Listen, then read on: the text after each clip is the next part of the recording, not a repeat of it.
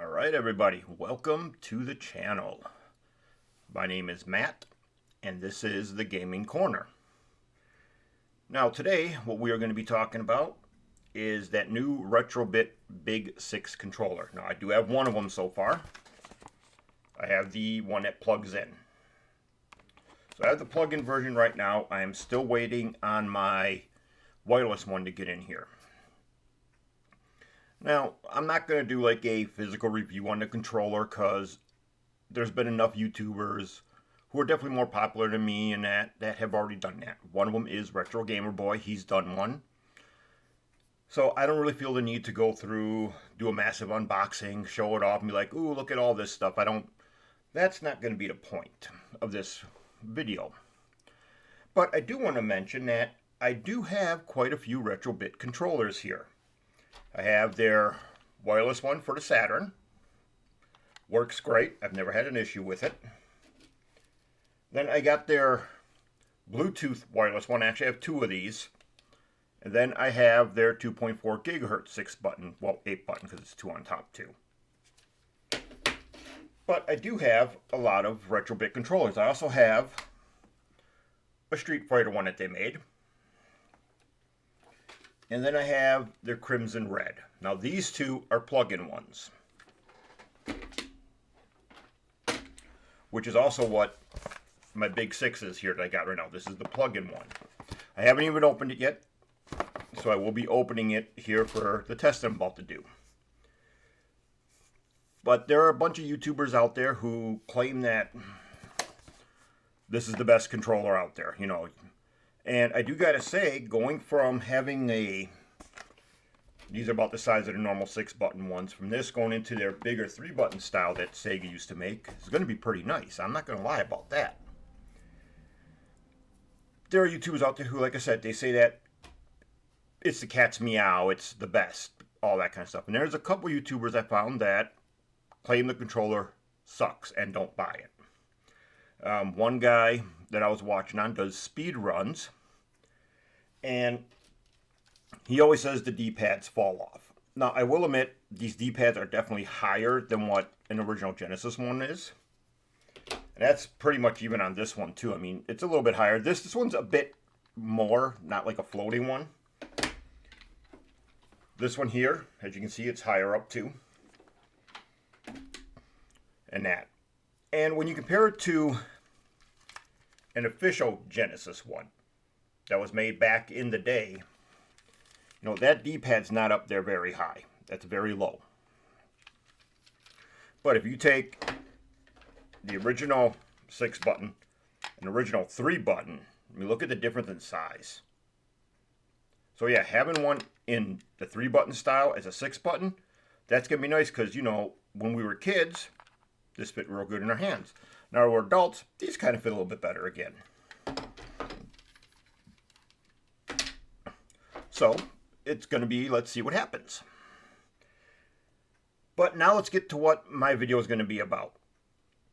There's been one game in particular that when I play it with the RetroBit controllers, the game sucks. The controller, I shouldn't say the game sucks. The controller sucks. There's a massive delay usually on the C button and the Z button. And that game,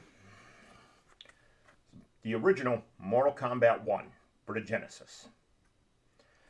I have not tested it on like Mortal Kombat 3 or Ultimate 3 or anything like that, but I know what happens on this one the most.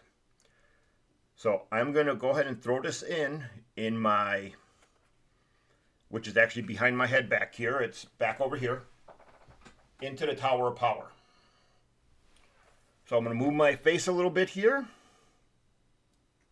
Shrink it on down some. Move it on over. This blue screen right here is where it's going to be at. Try getting that to where it's a little bit easier to see. Why are you on there?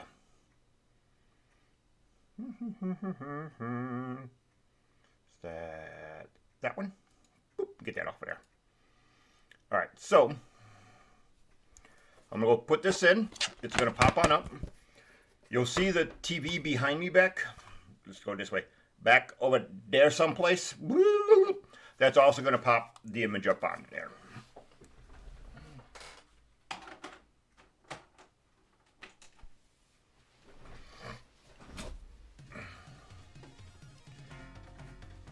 Let's see, do we got the sound coming through?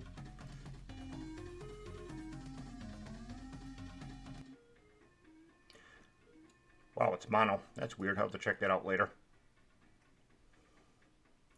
Alright, I'm going to actually pause the sound coming through because we don't really need it.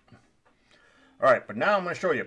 I have the Street Fighter one on player 1, the Crimson Red on player 2. I'm not going to put in the cheat code or anything. We don't need the blood on or anything. Alright,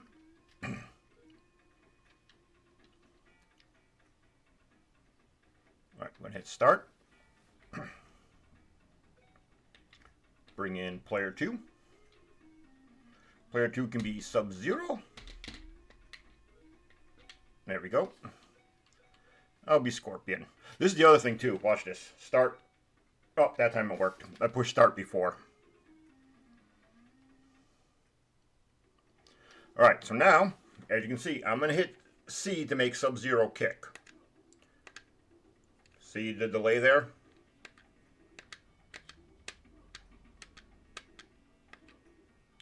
It does it with C sometimes too. Today it's not too bad. But that was out the Street Fighter one. Now the Crimson one.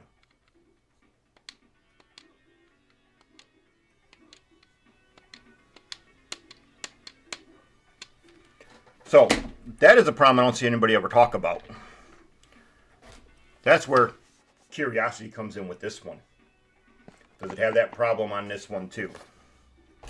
So we're just going to let the game run. Doesn't really matter. I'm going to open this one up and we're going to find out. Alright. Game start. Sub-Zero. We'll be Kano this time.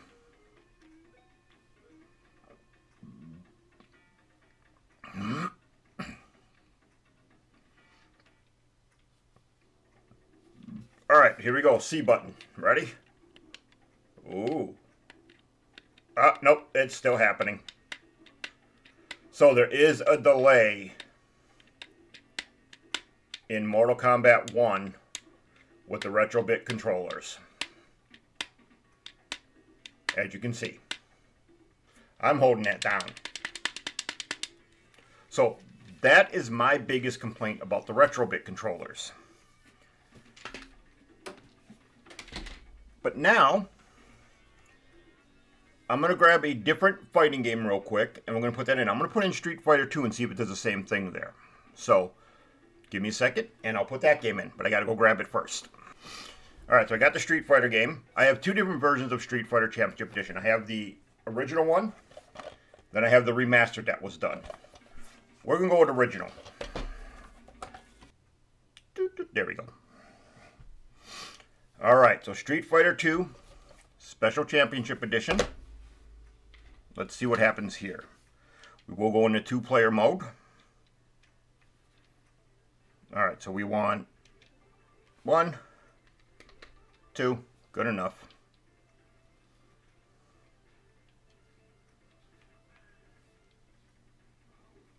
Alright, here we go. C button. That seems fine. That's fine. Good, good, good, good, good. Crimson. Good, good, good. Good, good, good.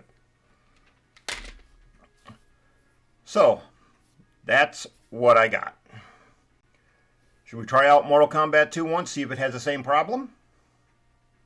I think we should.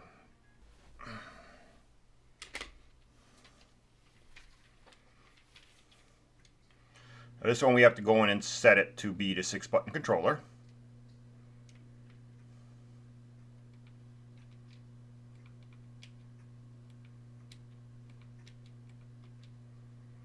Alright.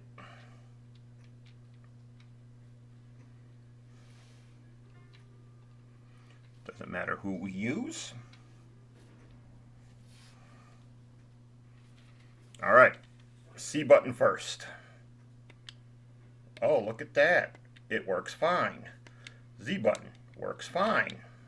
There we go. There we go. Now the delay's coming in.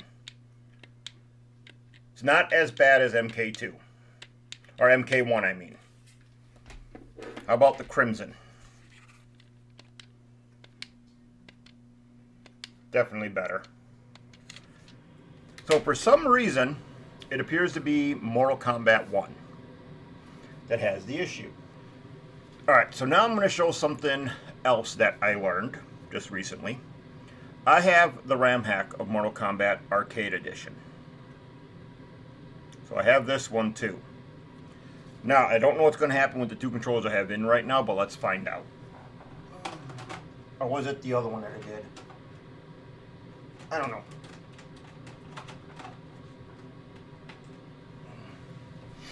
Gotta see which one it was. It might have been Pit Fighter 2 or Mortal Kombat 2.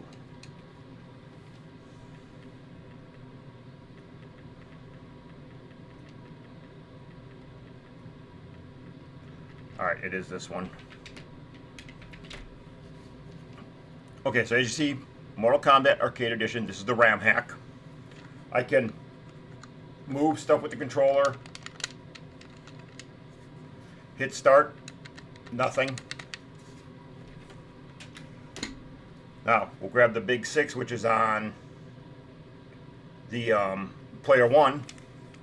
Hit start, not a thing. For some reason, they don't work on the RAM hack version. What? Well, come here. Well, come here, Ducky. Come here. Come on. Come on, Ducky. Come on. Come on, Ducky. This is Ducky. This is the kitty that just meowed at me, aren't you?